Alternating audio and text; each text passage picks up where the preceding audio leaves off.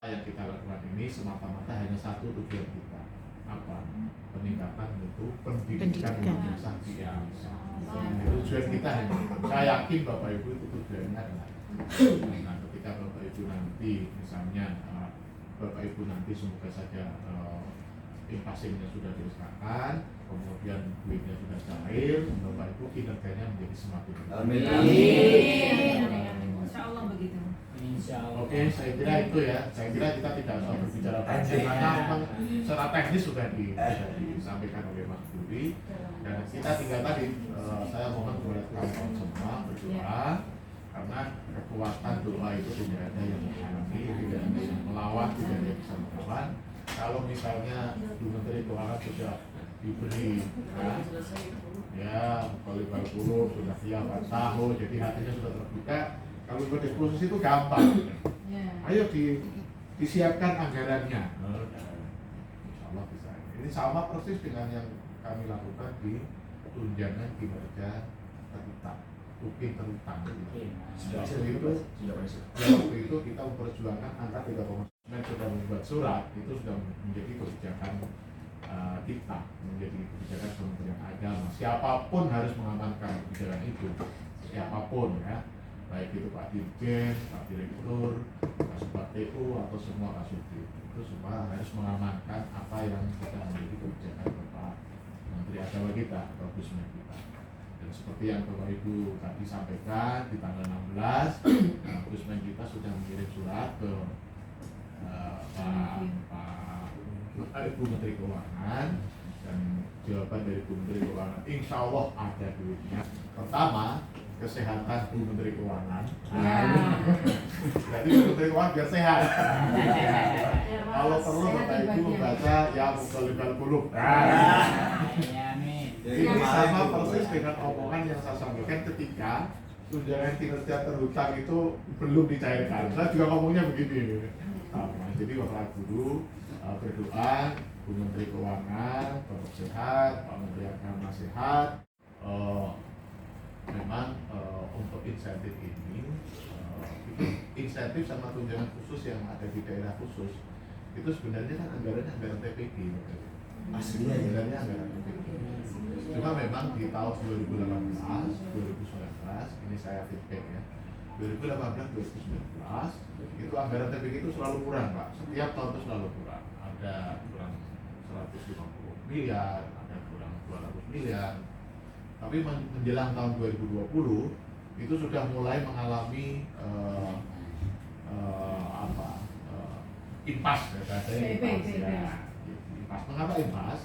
Karena di tahun 2018-2019 itu antara yang sudah mendapatkan invasi dengan yang belum mendapatkan invasi itu lebih banyak yang sudah mendapatkan invasi, sehingga dia kekurangan anggaran. Nah di tahun 2020 itu sudah mulai yang mendapatkan invasi itu sudah semakin turun karena mereka sudah usia 60. Kalau usia 60 kan tidak boleh daftar lagi. Nah ini sementara sudah invasi sudah usia 60 menghilang. Sementara teman-teman kita yang mengikuti PPG kemudian mereka lulus, mereka baru dan mereka tidak invasi, termasuk Bapak Ibu semua ini. Termasuk Bapak Ibu semua ini itu kan dapatnya hanya 1,5. Nah padahal anggaran kita kan selalu sama. Sehingga kebutuhan anggaran semakin turun. Itu tahun 2020 sudah impas. Kemudian tadi pada waktu DCA tadi kita rapat dengan DCA, ternyata tahun 2021 itu sudah sisa tapi tidak banyak. Di tahun 2022 berarti sudah lewat kan? Itu ternyata sisa 51 miliar untuk TPG non PNS. Makanya tadi di forum saya menyampaikan itu bisa terjadi karena kita tidak memproses invasi kita.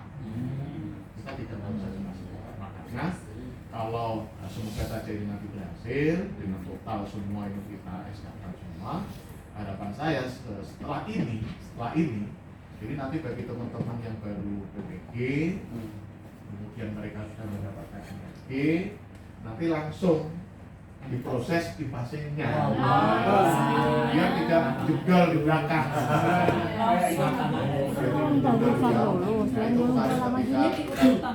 Ketika kita membahas KMA itu saya usulkan seperti itu. Mengapa itu penting? agar tidak terjadi hal yang seperti ini lagi. Ya. Dan insya Allah kalau setiap tahun kita lakukan kegiatan invasi itu mungkin penambahan anggaran tidak terlalu besar. Ini mengapa 1,8? Ya karena jendol tadi, karena jendol digunakan sudah dari tahun lama sampai sekarang. Harapan kita seperti itu. Nah, oleh karena itu sekali lagi marilah kita berdoa bersama, khususnya kepada Bu Menteri Keuangan, kemudian Gusmen kita, juga teman-teman yang secara teknis mungkin biro perencanaan di Sekjen, kemudian biro kepegawaian di Sekjen, kemudian Bapak Dirjen kita, kemudian kita, kemudian Pak Sekretaris kita yang terkait dengan keuangan, kemudian juga teman-teman Kasubdit, kemudian teman-teman terutama adalah perencana di bagian perencanaan dan juga teman-teman sebagai OMT, karena nanti teman-teman ini yang bergerak dan yang berjalan sehingga apa yang kita harapkan bersama bisa terwujud dengan baik. Dan catatan saya ini khususnya nanti kepada teman-teman Kanwil, jangan sampai ini seperti yang saya sampaikan ketika Tupin terlihat cair duitnya, saya sampaikan begini, jangan sampai dana yang sudah disiapkan ini disia-siakan, artinya tidak dicairkan secara tuntas. Jangan ada sisa, maksud saya seperti itu ya. Maksud saya benar-benar bagi teman-teman yang memang sudah mendapatkan SK-nya segera dibayarkan, jangan ditunda-tunda, apalagi sampai